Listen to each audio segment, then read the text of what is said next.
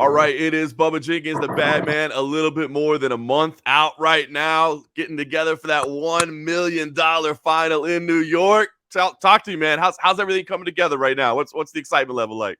Sun's out, guns out. You caught me right after practice, my man. The grind. I'm actually supposed to be going to go get some medicals done right now, but I knew I had to get on the line, man. I had to get on. You said I wouldn't have a shirt on, so I accidentally I couldn't find my shirt for this interview right now. I'm letting Brandon know with 6 weeks left to go. Ooh, we getting ready, man. How you think we looking, man? We looking like we feeling? We feeling how we looking? It's all gonna be good for the Batman team. I'm loving, man. So listen, we did this media call earlier this week, and it was fun because you two guys are friendly for sure. But then it became very clear that, hey, man, when there's $1 million on the line, we putting this friendship aside for that. It wasn't trash talking, but I think you guys let each other know it's not going to be a problem to get into a fist fight. No, it wasn't trash talking on my end. On my end, it was fact talking. I was fact talking. On his end, seeing, and he said he saw quitting me. If anybody knows the wrestlers, and anybody knows who I am, and anybody knows what it takes to be who I am, to be in the places that I've been, to say that he saw quitting me is to not know me or my sport or my background. And I would suggest for him to go check that tape one more time, because most of the people are going to look at that tape and be like, he was out of shape, he was frustrated, he was disappointed. But if he was going to quit, he had plenty of opportunities to tap that button and get out there with the easy quit button. And I didn't push that button multiple times. I did 15 minutes of death in my mind because I wasn't in shape for one round, let alone the 3 that I did. But quitting, if you're going to bank on that, because that's what you saw, then you're in for a long night. And if he thinks I'm going to die after 3 rounds and I'm still going to be there in the 4th, he's going to have a real weird 4th and 5th round. I love it. I had a feeling that was going to be the comment that got to you the most. Out of the whole call, was that the one that kind of stuck with you a little bit? That's the only one that I didn't find true. If he can say other things about, I did lose to these other guys, or, that I don't remember everything that we talked about, but I can say, okay, as a real combatant, as a real warrior, I'm not going to dispute anything that he feels or that is his opinion. But there are things that you can't say about me that I'm just going to allow slide, and saying that I quit in any situation in MMA is not one of them. There was one time in my career where I pushed that button, and not many people will ever know it, but I don't think that's on tape. And I took long, hard days, hours, and moments to dissect that moment in my career and why that happened. And I can tell you right now, ain't nothing in my life going on, ain't nothing in my life that will go on, ain't nothing that he's going to show me in that fight that's ever going to put me back to pushing that button again. And I can guarantee if he tries, he going to die trying. It seems to me, in following your career, I mean, like you said, you've had a couple little setbacks here and there, some setbacks, but it feels like it's kind of all led to this moment, right? I mean, it's all the experience, the lessons, the things. If just from the outside looking in, it seems like it's all kind of coming together for you right now. Right. You can call this what we're calling it, the culmination of a champion. You've been seeing the young man, bad man, been coming up. I was the highlight kid. I was doing my little Bellator thing, yada, yada, yada. I had little flashes of who I am now and then. But now I'm putting it all together, man. I'm mixing it up. I have the right coach, the right coaching staff, the right nutritionist, the right everything. I'm in the right place. I'm in the right time of my career. I'm in the prime of my career. You know what I mean? I'm just feeling more focused and more at peace with being the mixed martial arts that I am. Those fights that you guys saw me coming up on, I never did amateurs. So when you see me fighting Georgie Karakhanyan and all these other big name fighters, I'm really just trying to wing it on the spot and be the athlete and the intelligent and mixed martial artist that I was at the time, going off of what I had.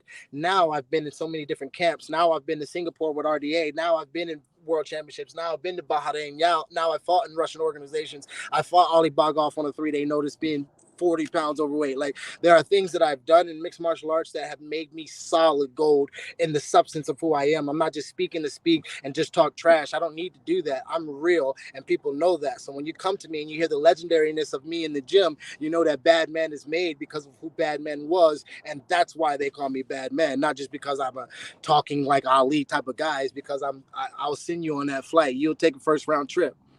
I love it. It's the other thing I like as well, at least for me from hearing from you, is that you're not afraid to admit, I'm the better wrestler. That's the bread and butter. You know what I mean? Like that's what this boils down to at the end of the day is That's I why we don't did think you all can those stop that. thousands of shots. That's why we did all those. That's why I got the weak shoulders and knees that I got. That's why wrestlers have to put out there that, yes, you know why we did wrestling? Because it's the toughest sport. There is no tougher sport than wrestling. So now that we can get that black belt in wrestling, and I have a black belt in wrestling, you damn right I'm going to be waving it like any jiu-jitsu artist is. Oh, I'm a black belt in jiu-jitsu. Okay, cool. Well, I'm an NCAA champ in wrestling. And if we're going to speak about anything combative, let's start with that. And then we can talk about all the other stuff. Let's start with the fact that I'm an NCAA champion. Let's start with the fact that it takes a lot more than just athleticism and strength to become that. And let's start with the fact that I can talk like I can talk, so you know that there's something behind these ears and eyes that is more than just athleticism and physicalness. I'm intelligent enough to whip that ass in the ways that I need to, and I'm strong enough and physical enough to do it for 5 rounds. And he gonna find out November 25th, MSG.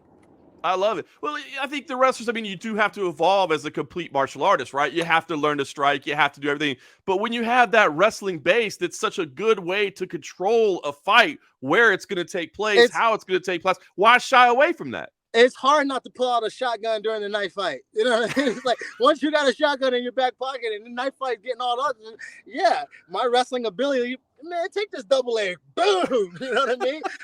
Let's slow this fight down, man. Let me pull out the shotgun and you're going to take this double leg and then I'm going to get my little break off. Why would we, if we have this superpower, that's what I'm going to call it, if we have this mixed martial arts superpower called wrestling, why wouldn't we use it? You'll see all the champions, if they have that superpower called wrestling, they all pull it out. From Kamaru to the heavyweights to the smallest Henrys to all the guys. If you have that superpower, capable of having that superpower, you always pull it out. Yeah, there are some outliers and there are some kryptonites to those things. You'll see a head kick in the last minute of a fight or something like that. That stops the 4.5 rounds of superpowering wrestling that Kamaru put on Leon. But every now and then you'll get that. But for the most part, check the tapes, baby. Wrestling has been racking up belts and championships, and it's going to be no different November 25th when they come to MSG and they see me all over Brendan Loughnane's ass.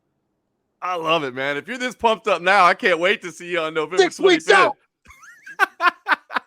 I love it. Well, I know you got a lot to go, but I did want to ask you real quick. I know you're focused on this $1 million fight, but I got to say, the way this card is coming together, man, that you're starting to see these high-profile additions, these big matchups. It's not just the finals, right? They're bringing these. What's your thoughts as a member of the PFL roster, seeing the organization go after these big names? I got to think that's got to be, exciting to know that you've invested some time, and it seems like, I don't know, that they're investing as well. Yeah, man, I'm an OG in the game, so I guess I'm spear fronting the golden era of the sports combat mixed martial arts league. When we look back 50 years from now, and I'm an OG, and my son's, a highlight king in the professional league, right? And I'm sitting in the crowd, and they're gonna be like, "Oh, there's Hall of Famer Bubba Jenkins watching his son." You know what I mean? Like, I feel like I'm in the OG status of like the beginning stages of the NFL, the beginning stages of NBA, when they were creating these leagues, and then they had the first Super Bowls and whatnot. I feel like I'm in that golden era of the beginning of something special, and I see that the PFL is not resting on their laurels on the fact that, hey, we got $1 million bonus. No, there are competitions every regular season. I'm fighting the number one, the two-time champion right off the bat. I'm fighting Kyle Bolshiak on a late notice because he's an alternate right off the bat. You don't get those type of intense competitions with those things on the line, with $1 million on the line, the semifinals, the type of atmosphere and formula that the PFL has put together to make this so exciting and make it different. I'm excited to be a part of it, and it's contract time, so I'm gonna be a company man. But the UFC pay well too. I'm just saying, I like where we are in things, and I don't mind that they're trying to add competition to help me defend what is going to be a world title this coming November. Well, what a way it would be to go into a contract discussion with $1 million in the back pocket and a world title belt around your waist. So you'll try to do that on November 25th. Look, this card is awesome. This fight, I think, is one that people are really, really looking forward to as much as anything on the card. But if somebody needs a reason to tune in, if they're sitting on the fence, they're going, I don't know, pay-per-view. I haven't had to do pay-per-view. I've just been watching on ESPN. Tell them, Bubba, why do they got to watch the Bad Man on November 25th? First of all, I'm going to be doing one thing that a lot of people haven't seen. That's just going to be taking another man and slam them like the old cartoons, back and forth, boom, boom, boom, boom. I'm not even going to take him on the first round, first flight with all the amenities that he needs. I'm taking him on a round trip like I took Kudo, because I took him there, boom. And then if I get another one, I'm calling that a round trip. So I got to take him back to where I brought him at just to get him back to his family. You know what I'm saying? It's Madison Square Garden. I'm going to arrive there, and then I'm going to take that $1 million with him on the next flight out. He's taking that round trip. I'm one of the fastest, I'm one of the strongest, I'm one of the prettiest 145 pounders in the world. I'm on display on that night. I'm going to be showing you guys athleticism that you guys haven't seen. I'm going to be showing you wrestling that's exciting. I'm going to be showing you mixed martial arts that's brutal with a mouth and a tongue that's silver or gold. So it's a match made in heaven when you're sitting around eating turkey or eating leftovers from turkey, having a Black Friday sale. You might as well come on and see what the bad man is doing November 25th. Can't do it any more than that. Go get your medicals done and find a shirt, Bubba Jenkins. You're putting the rest of us to shame, man. Bad man things. Damn soon. No. We'll see you November 25th, baby.